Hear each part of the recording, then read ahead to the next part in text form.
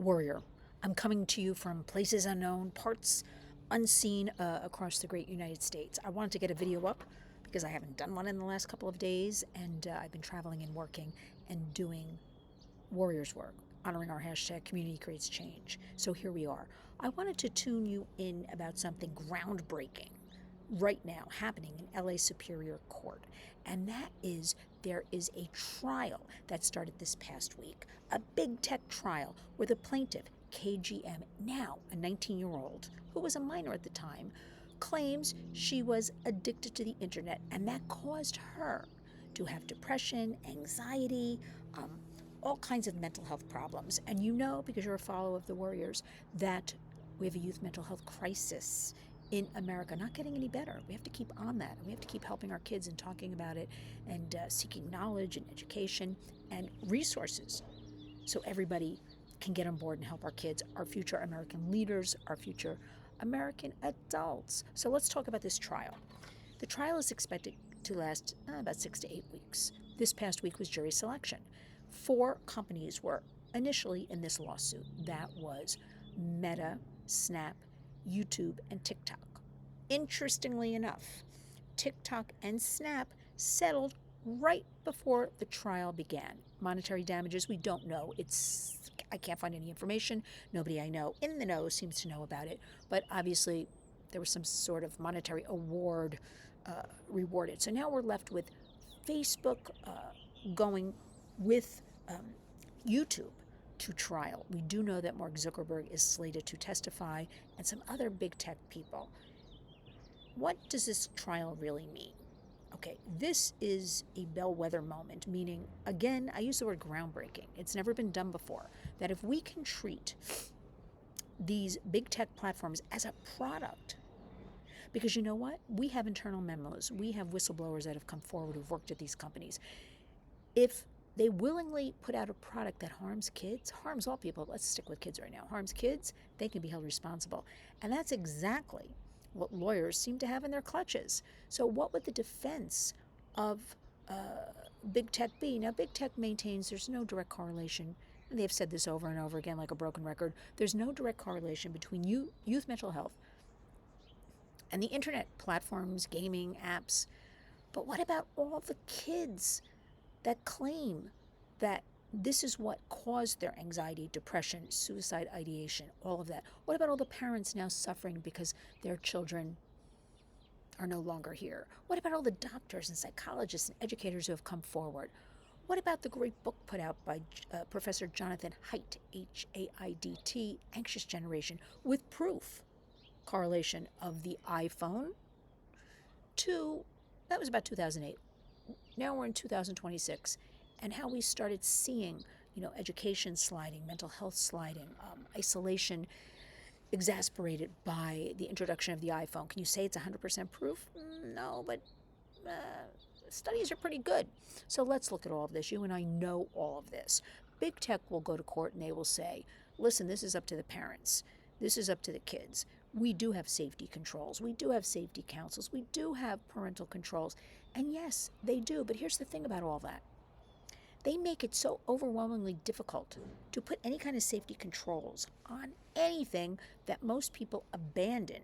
For instance, an iPhone is about 31 steps to get to a parental control. People get to 10 or 11 and they're confused. I want to say something though. You got to fight back. You can basically YouTube anything, how to do something. So utilize that. Also, utilize our great friends at Protect Young Eyes. Our great friend Chris McKenna has a step-by-step on every single app and device and how you do put safety measures. So utilize these great resources you may not know about unless you listen to the Warriors. But big tech is going to say also that, it's just not their fault any of this is happening. But I'm going to go back to the whistleblowers who have come forward, Meta whistleblowers I've met that say they warned them things are harming kids. Some of them are even lawyers that said, this is inappropriate. We've got the predators. And they were told, shut up. They were eased out of jobs. They quit their jobs because ethically they couldn't take what was happening. They saw it in front of their own eyes. And they were always told, we'll take care of it. And here we are in 2026. This trial is so important because if it proves product liability, They went into this developing different things on Facebook, different things, think of it as the tobacco industry. Remember, they denied. Think back about that. And they knew all along, that's what got them, that it was harmful to people. Even though they testified in front of Congress, no harms, they blatantly lied. And we've seen this because we've had Mark Zuckerberg and others testify in front of Congress about the harms to children, the addiction of the internet. And we do everything in our power. This is their answer all the time. We do everything in our power to keep kids safe. But here's the thing. They sit behind that pesky Section 230 of the Communications Decency Act, developed the birth of the internet in 1996, basically, that said you're a billboard, you're a newsstand, you cannot be held accountable. And at the time, that was okay, right? Because there were like two platforms. 30 years later, now the good news, it's never been amended, never anything. The good news right now is there is a piece of legislation pending about sunsetting Section 230 to hold big tech in some way, shape, form accountable. I don't understand. We love tech, we're pro-tech, it's the world we live in, but at the same time, we want to figure out being pro-tech and being safe with kids and families. It can be done because we work with a lot of ethical tech people, and they tell us it can be done. So what's that roadblock? Money. Always money. It's like I say, money talks and crime walks. I'm sorry. Because every time something like this, for instance, a lawsuit, a public awareness campaign, a protest against big tech, they will put out some sort of press release or glossy, Instagram, we've updated. Remember, Meta is Facebook and Instagram. Instagram in particular will say, we updated our safety features and teen accounts and all this blah, blah, blah, blah, blah. But when tested, most of the time, these safety features do not even work. So it's just another kicking the can down the road. So what are we going to do about all of this? We're going to follow this trial. We're going to see what happens. Listen, we're sitting on the base of, or here, AI, artificial intelligence. My biggest fear is kids can be collateral damage. We'll pay out billions of dollars because that means nothing to us. That's a drop in the bucket because we're sitting on the most powerful thing right now, AI, and AI being a global dominance. And we know Mark Zuckerberg is investing right now all of his resources into AI. So are they thinking of this trial as, really, Mark Zuckerberg? I just keep going back to that time he was asked to turn around testifying in front of Congress to the parents sitting behind them with their children's faces on T-shirts or on posters and apologize to them. And it was the most watered down, horrible thing. I still have nightmares about it. What could be worse for a parent when their child's no longer here? What's the good news here? We've got a trial. A, let's stick with the good news. There's a lot of hope. B, we have a sunset 230 piece of legislation pending. We'll be following up on that. There is this upcoming week in Washington, D.C., going to be a press conference. We're going to be hearing more about that and Section 230 and sunsetting it. 3, Parents Rise. We have a lot of parents group, Parents SOS. Parents are coming together in the communities and saying no more. Rising up. Really, working on this. And they all say the same thing. We don't want any other parents and children harmed. We've been through this. We know what's going on. We have to do this work. We have to warn everybody. We have that. We have more public perception and awareness, and that's our job at the Warriors, to just keep telling you about what's going on.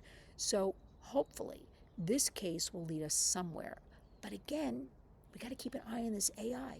What can you do at home? You can talk to your kids open and honestly. We always suggest that. Educate yourselves. Follow the Warriors, lynswarriors.org. We can't even keep up and our work on the road with everything that's going on. So it's up to you to really, spend 5 minutes a day and just keep up on things.